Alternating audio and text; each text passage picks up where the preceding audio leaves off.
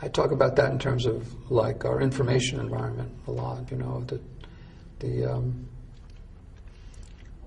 the average person who's watching, let's say, 4.5 hours of television per day, which is the average figure, which is hard to even imagine people watching that much. That means half the population is watching more than 4.5 hours per day.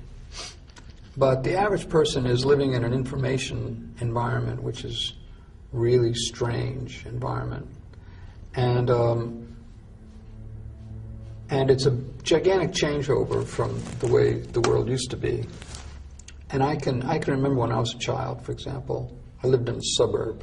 Well, it was actually kind of rural to begin with. Then it turned into a suburb later on. But it was pre-television. And I can remember coming home and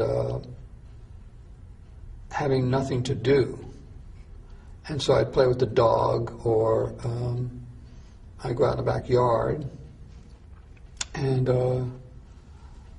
eventually I would sink into a kind of a boredom, you might say, or a sort of like nothing to do. And so that bottom space of nothing to do was in some ways the root of creativity, because it's from there that you say, well, I'm going to do something now.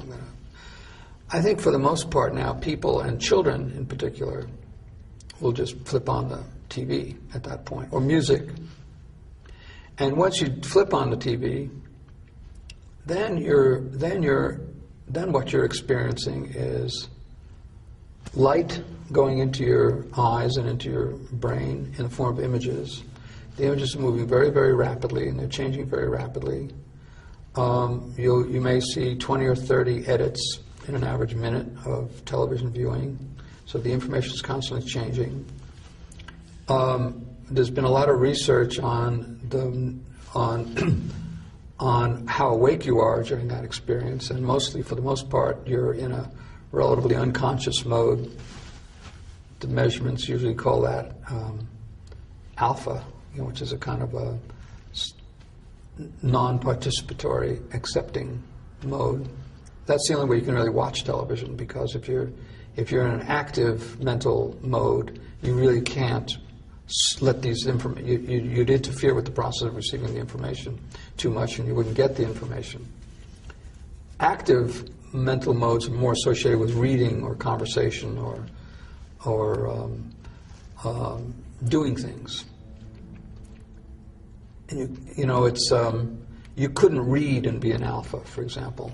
That wouldn't work. You have to be in what's called delta, or is it beta? I can't remember now anymore. But anyway, so the child, let's say, sits for very long hours, receiving information that's sent from somebody else thousands of miles away, very rapidly moving information field. And there's been a lot of research on how that causes hyperactivity among kids. People are wondering why there's so much hyperactivity now. And the researchers find that process of receiving rapidly moving information, especially when the information may be violent information or, in other ways, intended to be stimulating information, causes what's called a fight or flight reaction, where you want to react to what you're seeing, but it's television, so there's no point in reacting. So you pull back from the reaction, and then you want to react, and then you pull back, and you go back and forth on this wheel of action-reaction.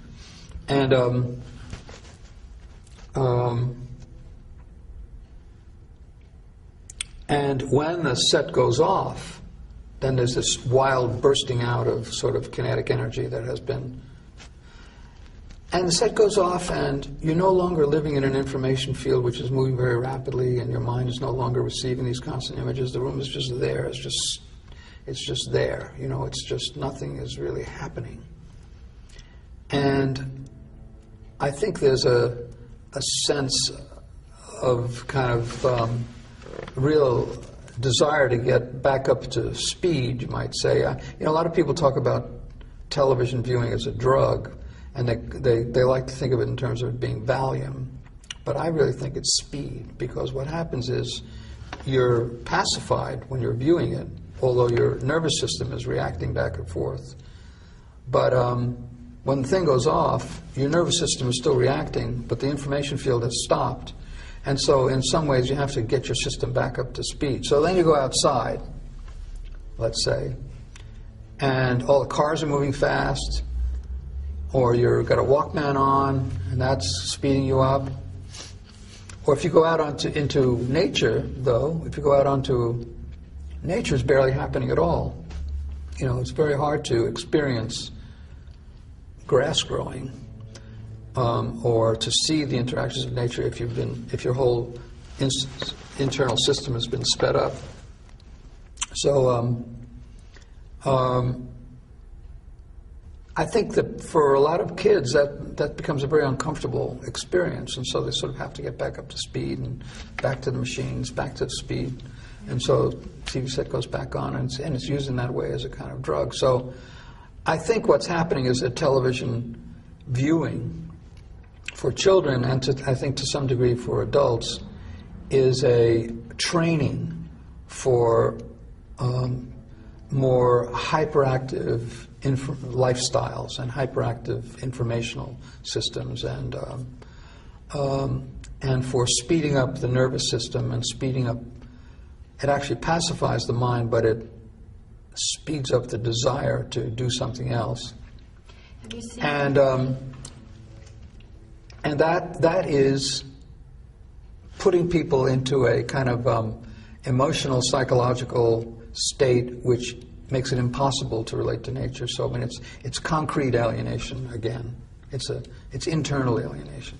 Plus, images are going in which stay in, which can't be got out either. So it's a real heavy impact. And in the modern world, another point is that 70% of this information is controlled by controlled by 7 corporations.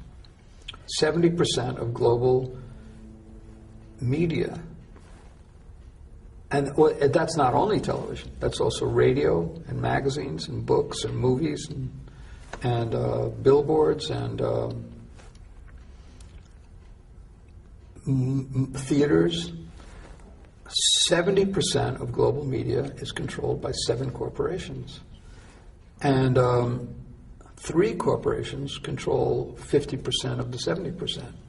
They are AOL Time Warner, Disney, and Fox. And the other 4 among the top 7 are Sony, Viacom, General Electric, and Bertelsmann, I think, now. These people are controlling 70% of all the information that's moving through the world. We have never lived in such an information field before, where we're separated from the natural world, so we don't get information that comes from nature very much. We're separated from alternative information delivered in this medium, because the ownership of the medium rarely allows that to appear. And we are sitting and receiving a form of information which is very, very powerful. It comes in the form of images, and once the images go in, they don't come out. They stay. What is that? That's extremely weird phenomenon.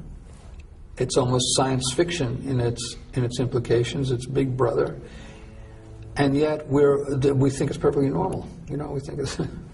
And then we're also living in a physical universe of cities and cars and technology that we use all the time, and which accelerates the power of this, so that single voices can really have dictatorial power.